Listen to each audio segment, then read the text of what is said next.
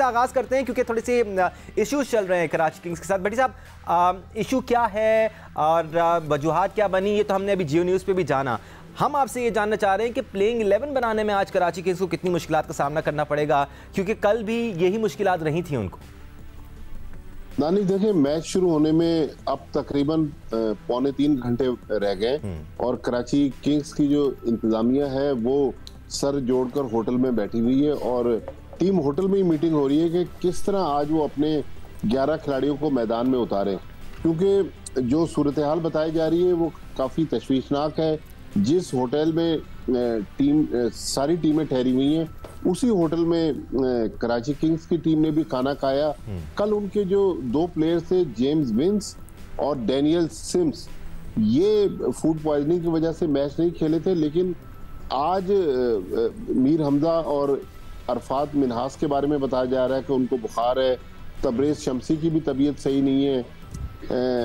डुप्लाई जो उनके एक साउथ अफ्रीकन प्लेयर हैं वो हॉस्पिटलाइज हैं। तो अब कम से कम जो पीएसएल के लॉज हैं, 18 की टीम होती है और कम से कम 2 फॉरेनर्स के साथ टीमों ने मैदान में उतरना होता है। तो चले 2 फॉरेन प्लेयर्स की जो शर्त थी वो तो क्रिकेट बोर्ड ने खत्म कर दी, लेकिन अब थोड़ी देर बाद टीमों को नेशनल स्टेडियम पहुंचना है। यहाँ पर किस तरह 11 बनाएंगे, ये तो साथ साथ ये भी इन्फॉर्म कर दीजिए प्लीज, क्या हो अगर 11 प्लेयर नहीं अवेलेबल कराची किंग्स के पास, अगर ऐसा इशू हुआ है, 8-9 लड़के हैं, तो फिर क्या होगा?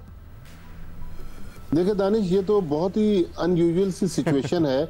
अगर आपको याद हो कि 3 साल पहले जब कोरोना था जी, उस जमाने में भी कराची में ही इसी सेम होटल में मसला हुआ था कि बाहर से खाना आया, जिसकी वजह से बहुत सारे प्लेयर जो थे वो कोरोना वायरस का शिकार हुए और टूर्नामेंट जो था वो रोक दिया गया और उसके बाद टूर्नामेंट का बकिया जो हिस्सा था वो अबू धाबी में कंप्लीट किया गया।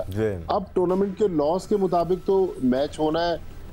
अगर कराची किंग्स वॉकओवर दे देती है तो क्वेटा ग्लैडिएटर्स को 2 पॉइंट मिलेंगे, लेकिन बहुत ही अनयूजुअल सी बेसिकली अगर बोर्ड से भी अगर 11 की टीम नहीं बनती तो क्वेटा ग्लैडिएटर्स को वॉकओवर मिल जाएगा। अभी इस बारे में बिल्कुल लाइल है कि आगे क्या होने जा रहा है और लॉस क्या कहते हैं। ठीक है जी, अब इस बारे में हम बात करते रहेंगे, इस खबर पर हम नजर रखेंगे और जैसे कुछ कह सकता हूं दानिश। श्योर सर, मैं आपकी तरफ ही आ रहा था। ये होटल को ब्लेम कर रहे हैं, ठीक है।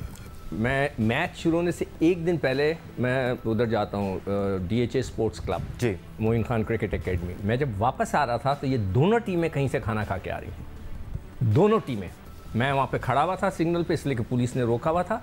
वो टीमें गुजरी हैं, दोनों मेरे सामने से गुजरी हैं, 4 बसें और पूरी पुलिस के घेराव में जिस तरह होता है। मैं जो बसें थी जो PCB की थी मैंने देख के पहचान ली, वो किसी के घर पे खाना खाने गए थे। अब उस जिस डायरेक्शन से वो आ रहे थे, मैं नाम नहीं लूँगा किसका घर है, वहाँ पे 2 ऐसे हजरात हैं जो बड़े मशहूर क्रिकेटर्स हैं, उनके घर हैं। वो वहाँ से आए हैं और मेरे सामने से होते हुए गए, मैंने अपनी आंखों से देखा है। तो उन्होंने बाहर भी खाना खाया। या अकेले होटल को आप ब्लेम नहीं कर सकते। एब्सोल्युटली, या आप रूल्स एंड रेगुलेशन ज़रूर बना सकते हैं, लेकिन आप बाहर से आए हुए इन प्लेयर्स को कैद नहीं कर सकते। आपको इनको एक एक्सपीरियंस भी देना है। हाँ, आपको सेफ्टी को मद्देनज़र रखना है, बट आप गिद्ध की तरह इनको देखते नहीं रह सकते, इनको हर वक्त मॉनिटर नहीं कर सकते। देखिए दानिश, दे आर प्रोफेशनल्स। और पहले हम बात कर रहे थे कि जी होटल तक कैद है, अब तो गोल्फ खेलने भी जा रहे हैं। और अगर सिकंदर बख्श साहब ये खुलासा कर रहे हैं कि किसी के घर पे दावत में गए थे, तो ये भी अच्छी बात है। आउटिंग होनी चाहिए, वरना ग्राउंड से होटल और होटल से ग्राउंड। कुछ खिलाड़ी जो हैं वो सिर्फ PSL खेलने के लिए इसलिए नहीं आते, वो कहते हैं यार हम कैद नहीं रहना चाहते। तो ये तो एक बहुत अच्छी बात है, लेकिन साथ साथ कुछ मामला सेहत के हवाले से ऐसे होते हैं कि जिस पर आपका बस नहीं होता। तो जो हुआ है अफसोसनाक हुआ है, मैं इतना ही कह सकता हूँ। बाकी जो इस वक्त मुश्किल सूरत हाल का कराची किंग्स को सामना है वो अपनी जगह मौजूद है, लेकिन इस तरह के जो वाक़यात हैं वो डेफिनेटली नहीं होने चाहिए। लेकिन अगर इस तरह हुआ है तो बहुत ही अफसोसनाक है। अगेन अब्दुल रज़ाक, आप तो इन टीम्स के साथ रहे भी हैं, आपने ये माहौल देखा है और इसके साथ साथ आपने इंटरनेशनली भी लीग्स अटेंड की हैं, वहाँ का भी माहौल देखा है।